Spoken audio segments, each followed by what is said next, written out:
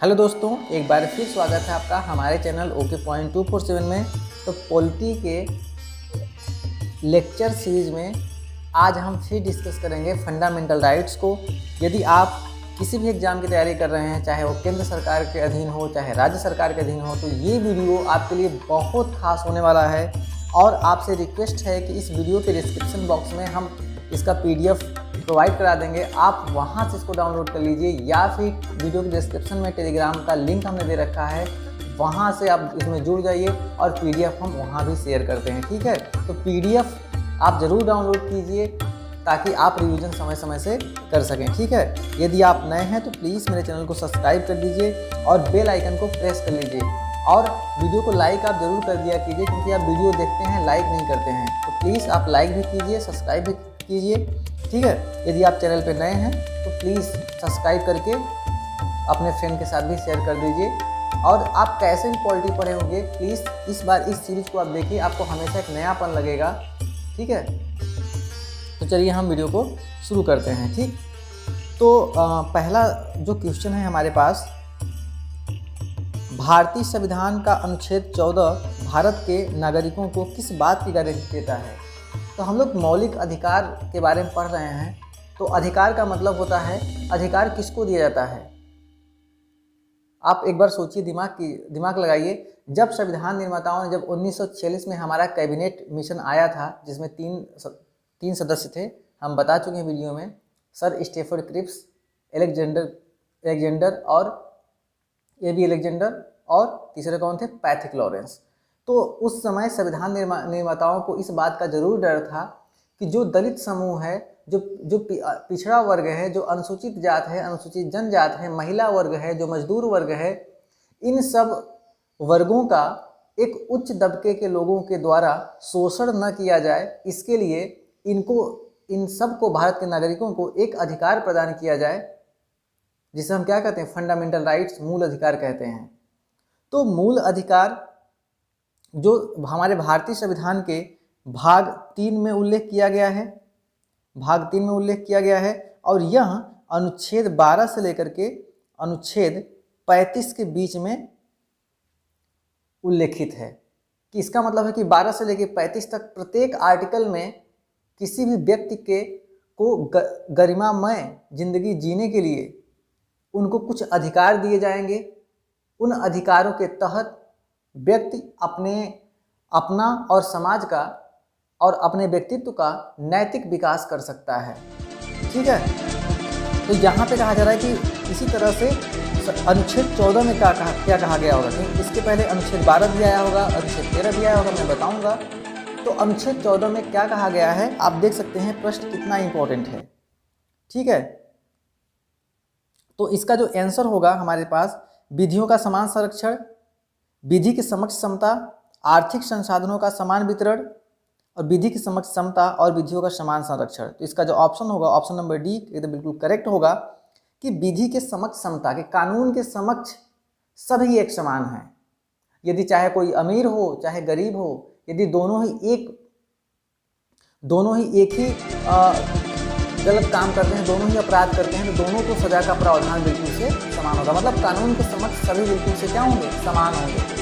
वहाँ पे कोई जाति के आधार पे, लिंग के आधार पे, भाषा के आधार पे, जन्म स्थान के आधार पे भेदभाव नहीं किया जाएगा। यही होता है विधि के समक्ष समता, लॉ ऑफ इक्वलिटी। ठीक है, इसका करेक्ट आंसर होगा हमारे पास option number D. I hope कि आपको समझ में आया होगा। आगे चलते हैं। दूसरा नंबर का क्वेश्चन है, भारतीय संविधान का कौन सा अनुच्छेद निम्नलिखित में से विधि के समक्ष समता के अधिकार को संबंधित है? तो हमने अभी बताया आपके पास कि विधि के समक्ष समता, विधि मतलब कानून, कानून के समक्ष सभी बराबर हैं, ऐसा किस अनुच्छेद में कहा गया है? तो आपका जवाब होगा सर, ये अनुच्छेद 14 में कहा गया है। अब मैं आपको रिकॉल करवाऊं तो इस वीडियो में लगभग हम लोग 14 से लेकर के 20 तक, 21 तक के जितने आर्टिकल हैं, सभी आर्टिकल को हम लोग कवर कर लेंगे। तो आपको इसी वीडियो में मेरे साथ बिल्कुल से ये आर्टिकल याद होने चाहिए। ठीक है, अगली नेक्स्ट वीडियो में। तो 14 में हो गया विधि की समक्ष समता। तो 15 में क्या है? 15 में है कि अनुच्छेद 15 के अनुसार किसी भी व्यक्ति से लिंग, जाति, धर्म, क्षेत्र इत्यादि के आधार पर भेदभाव नहीं किया जाएगा। आप ऐसा नहीं भेदभाव कर सकते कि नहीं आप इस जाति को हो इसलिए हम आपको ये काम नहीं करने देंगे, आप इस जाति को इसलिए आप पूजा नहीं कर सकते, है ना, आप लड़की हो इसलिए आप स्कूटी नहीं चला सकते, ऐसा बिल्कुल नहीं है। आपको भेदभाव नहीं किया जा सकता, अनुच्छेद 15 कहता है। और अनुच्छेद 17 की बात करें तो अनुच्छेद 17 में कहा गया है छुआछूत, अस्पृश्यता का अंत। बहुत बार प्रश्न पूछा गया है अस्पृश्यता का अंत किस अनुच्छेद में वर्णित है, तो आपका जवाब होगा अनुच्छेद 17 में। ये फंडामेंटल राइट्स के अंतर्गत आता है।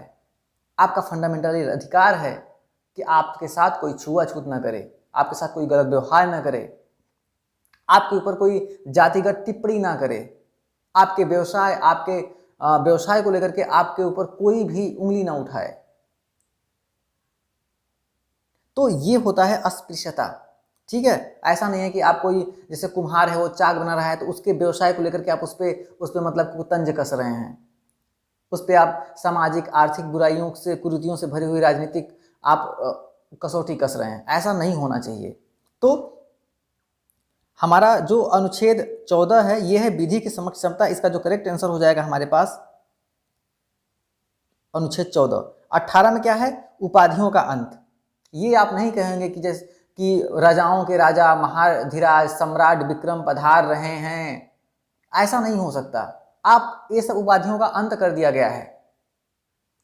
शिक्षा के तहत जो उपाधि आप ग्रहण कर रहे हैं जैसे engineer OP, doctor Amit, professor Khurana, तो ये जो हैं जो शैक्षणिक योग्यता है, जो शैक्षणिक के आधार पर जो आपको उपाधि मिली है, उनको छोड़ करके जो पुरानी रीतियों हैं, जो उपाधियां हैं, उनको आप धारण नहीं कर सकते।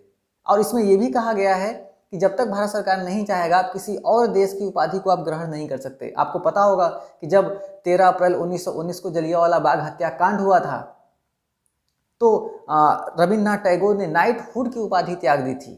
तो उपाधि उनको कहाँ से मिली थी, कमेंट बॉक्स में बताइए। केसरे हिंद की उपाधि महात्मा गांधी ने त्याग दी थी, वो उपाधि उनको कहाँ से मिली थी, क्या भारत की उपाधि थी? तो इसका मतलब है कि जो अनुच्छेद 18 है उपाधियों को अंत कर देता है, ठीक है। एक बार फिर से रिकैप करते हैं। अनुच्छेद 14 में विधि के समक्ष समता, कानून के समक्ष सभी लोग बराबर हैं। अनुच्छेद 15 में जाति, लिंग, धर्म, स्थान के आधार पे किसी से भेदभाव नहीं किया जाएगा। यदि वो ऐसा करते हुए पकड़ा जाता है तो वो निश्चित ही दंड का भागीदारी होगा। उसके लिए माननीय न्यायालय व्यवस्था हमारा दंड का प्रावधान करेगी।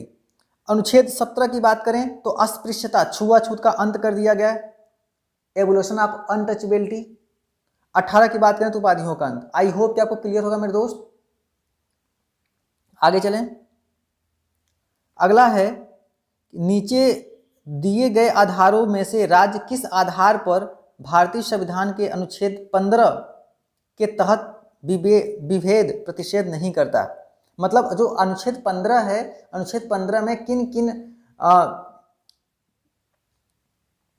किन आधार पे प्रतिषेध या राज्य विभेद नहीं कर सकता, प्रतिषेध नहीं कर सकता।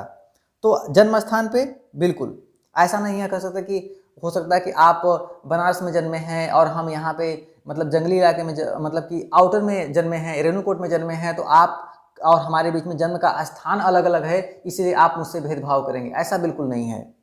मूल वंश, ऐसा नहीं है कि आप मौर्य हैं और हम पटेल हैं तो मतलब कि जो वंश है वो बिल्कुल अलग अलग है इसलिए क्या होगा हम लोग आपस में भेदभाव करेंगे, मतलब लड़ाई झगड़ा करेंगे, ऐसा भी नहीं है।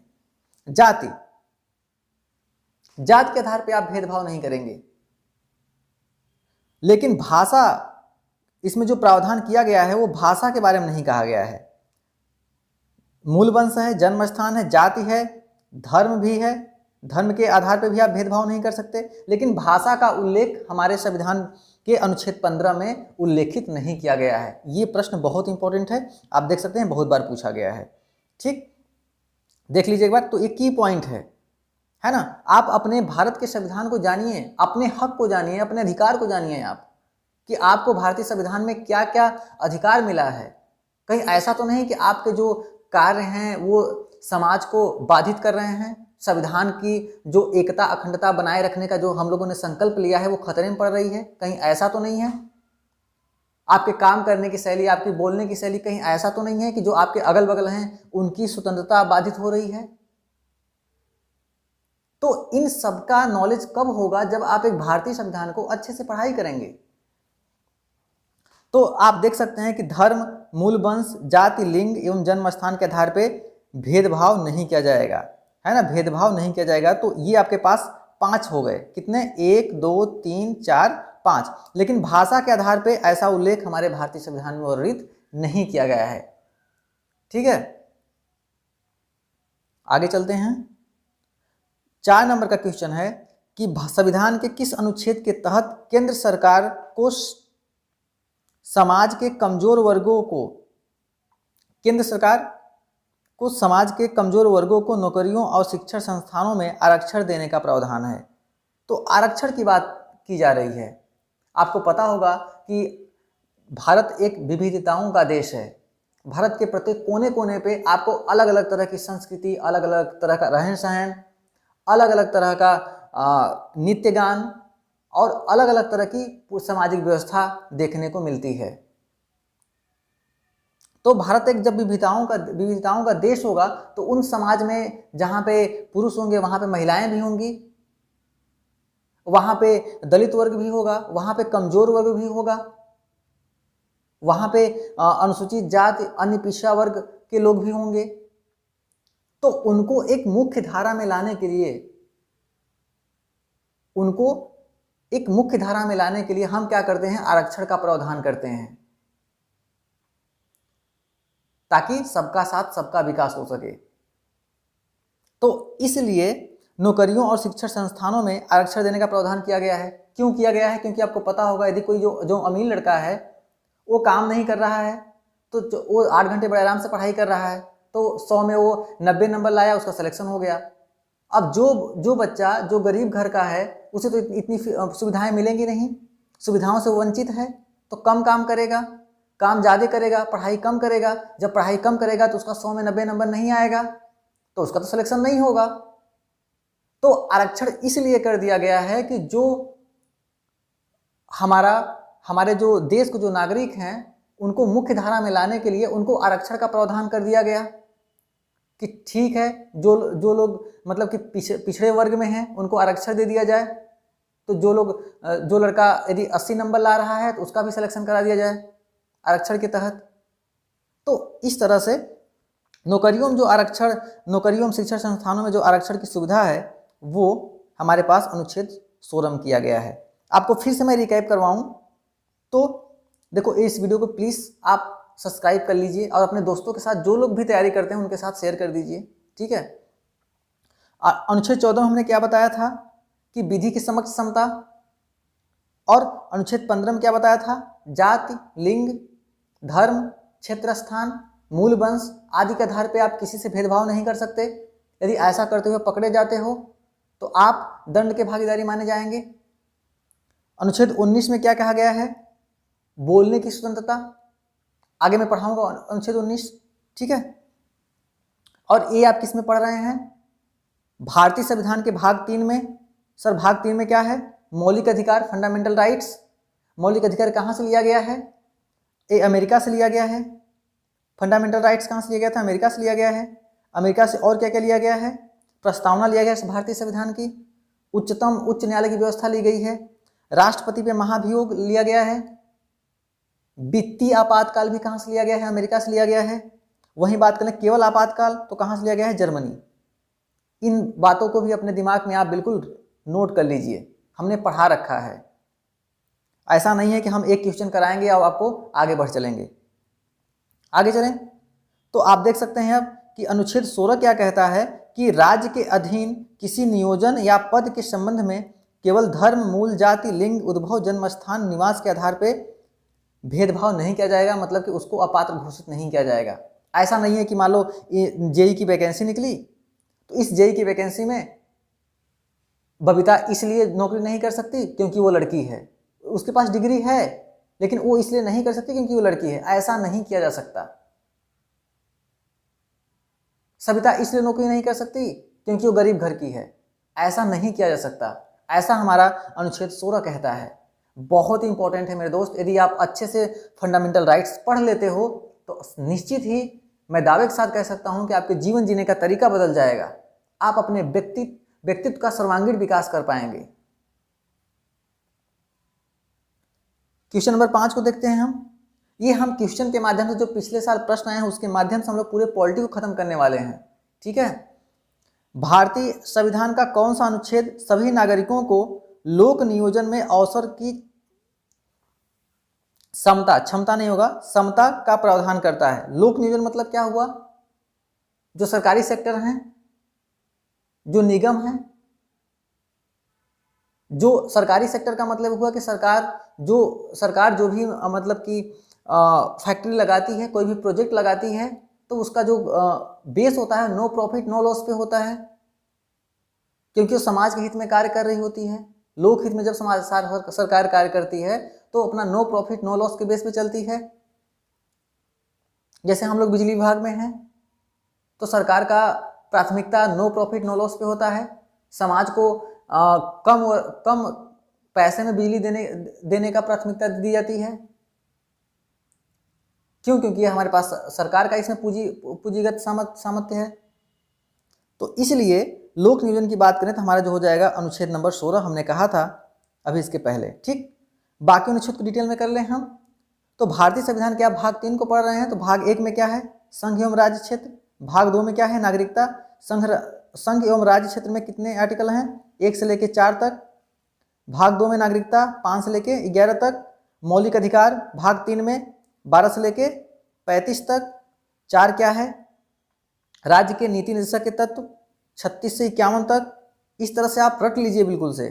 4 का में क्या है? मौलिक कर्तव्य 51। इस तरह से आपको भी याद होना चाहिए। ठीक है, तो आप इसका जो करेक्ट आंसर होगा आप 16 हो जाएगा। 17 में क्या है? अस्पृश्यता का अंत, छुआछूत। 21 में क्या है मेरे दोस्त? प्राण एवं दैहिक स्वतंत्रता। क्या है? प्राण एवं दैहिक स्वतंत्रता, मतलब देह से रिलेटेड। जैसे आपको अपने मनपसंद किसी लड़की से शादी करना है तो वो भी अनुच्छेद 21 के तहत आप कर सकते हैं, आपको संरक्षण मिलेगा। आपका संविधान कहता है कि आप अपनी मनपसंद लड़की से शादी कर सकते हैं। ये आता है प्राण एवं दैहिक स्वतंत्रता। मरने के बाद आपकी अस्थि को, आपकी मिट्टी को जलाया जाएगा या दफनाया जाएगा या गंगा में बहाया जाएगा।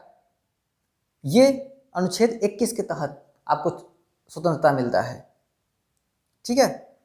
23 में क्या होता है कि 23 में किसी भी व्यक्ति से आप बालात श्रम नहीं कराएंगे, बेगार नहीं कराएंगे, आप मानव दुर्व्यापार नहीं करेंगे, मानव की तस्करी नहीं करेंगे। 23 के तहत किसी भी बंधुआ मजदूरी को आप नहीं कराएंगे, किसी भी इंसान से आप बलपूर्वक उससे अपना काम नहीं करवाएंगे। आप किसी भी जो जिस्म फरोशी होती है, किसी भी महिला को या पुरुष को खरीदने बेचने का काम नहीं कर सकते आप अनुच्छेद 23 के तहत। ठीक है, आई होप कि आपको अच्छे समझ में आ रहा होगा। आगे चलते हैं। 16, भारतीय संविधान की निम्नलिखित में से कौन सा अनुच्छेद अस्पृश्यता को पूर्ण रूप से निषेध करता है, मतलब अस्पृश्यता को खत्म करता है? अनुच्छेद नंबर क्या है? 17। तो इसका करेक्ट आंसर हो जाएगा हमारे पास अनुच्छेद 17, ऑप्शन नंबर सी। एक बार फिर से रिकैप कीजिए। 14 हमने क्या पढ़ाया था? विधि के समक्ष समता एवं विधि का संरक्षण, विधि के समक्ष समता एवं विधि का संरक्षण। 18 में क्या है? उपाधियों का अंत, राजाओं के राजा महाधीराज सम्राट विक्रमादित्य पधार रहे हैं। नहीं लगा सकते आप, सीधे के विक्रमादित्य जी पधार रहे हैं। यदि आप छोटे हैं तो सम्मान विक्रमादित्य जी पधार रहे हैं। अब ये आप सम्राट उपाधि ये सब नहीं लगा सकते। 19 की बात करें, बोलने की स्वतंत्रता, बोलने की स्वतंत्रता या फिर वाक की स्वतंत्रता, अभिव्यक्ति की आजादी, इन सब अनुच्छेद 19 में है। ठीक है, आगे चलते हैं। 17 की बात करें तो अनुच्छेद 17 अस्पृश्यता को पूर्ण रूप से समाप्त करता है, जबकि अस्पृश्यता शब्द को मूल संविधान में परिभाषित नहीं किया गया है। इसका मतलब कि अस्पृश्यता क्या है ये संविधान में परिभाषित नहीं किया गया है। और 1976 में अस्पृश्यता अधिनियम 1955 का नाम बदल करके क्या रख दिया गया, नागरिक अधिकारों की रक्षा अधिनियम 1955। ठीक है, इस बात को भी आप याद रखिएगा, पीडीएफ पढ़ लीजिएगा ध्यान से।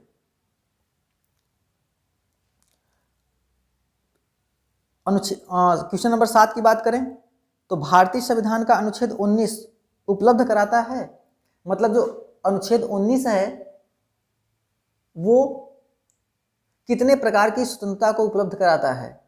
जब आपका जवाब होगा ऑप्शन नंबर ए 6। हम बताएंगे कैसे 6 कौन कौन से होते हैं, ठीक है, चिंता बिल्कुल ना करें। 5 यदि मैं बात करूं स्वतंत्रता को काट दूं, इसका जो करेक्ट आंसर हमारे पास ऑप्शन नंबर ए है। आपको पता होगा हम लोगों ने भारतीय संविधान के भाग 2 में नागरिकता 5 से 11 तक हमने नागरिकता पढ़ा था। इस नागरिकता में हमने बताया था कि कोई भी व्यक्ति भारत की नागरिकता 5 तरह से ग्रहण कर सकता है और 3 तरह से नागरिकता उसकी जा सकती है। 5 तरह से कैसे, जन्म से, मूल वंश से, वंश परंपरा से, क्षेत्र विस्तार से, देशीकरण से, पंजीकरण से। मतलब जन्म से, वंश परंपरा से, देशीकरण से, क्षेत्र विस्तार से और पंजीकरण से। 3 प्रकार से उसकी नागरिकता जा सकती है। स्वेच्छा से नागरिकता त्याग दे, या दूसरे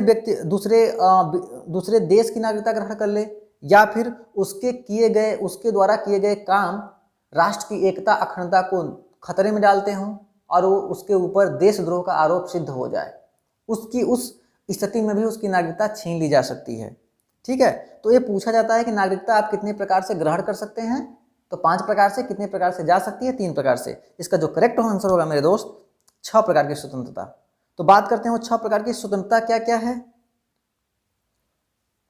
वाक बोलने या भाषण और अभिव्यक्ति विचार की स्वतंत्रता, मतलब आप खुलेआम समाज में जाकर के अपने विचार रख सकते हैं।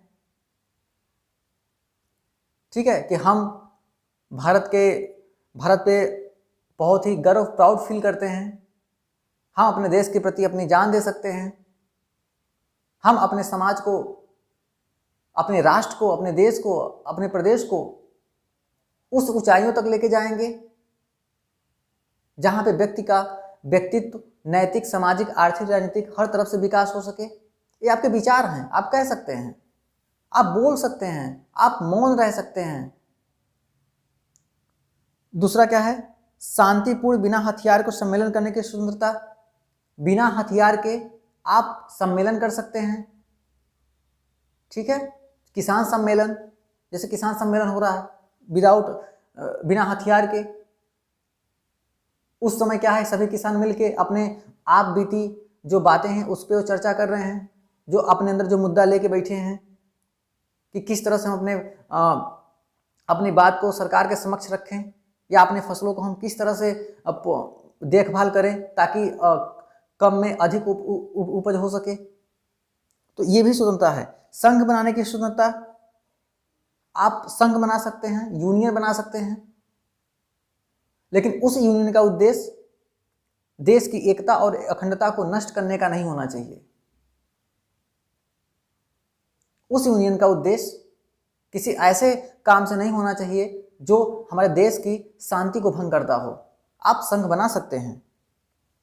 चौथा है हमारे पास भारतीय राज्य में अबाध संचरण की स्वतंत्रता, मतलब आप भारत में बिल्कुल निश्चिंत होकर आप हर जगह भ्रमण कर सकते हैं, आपको कोई रोकेगा नहीं, आप घूम सकते हैं, आप भारत के किसी भी स्थान पर निवास कर सकते हैं, आपको कोई पाबंदी नहीं है। भारतीय संविधान आपको इजाजत देता है। आप भारत में कोई भी उपजीविका, व्यवसाय या व्यापार शुरू कर सकते हैं अपने जीवन यापन के लिए। इसमें सरकार आपको प्रतिबंध नहीं लगाएगी। ठीक है, तो ये हमारे पास 6 प्रकार की स्वतंत्रता है। आप इसको याद कर लीजिएगा, बहुत ज्यादा इंपॉर्टेंट है। आगे चलते हैं।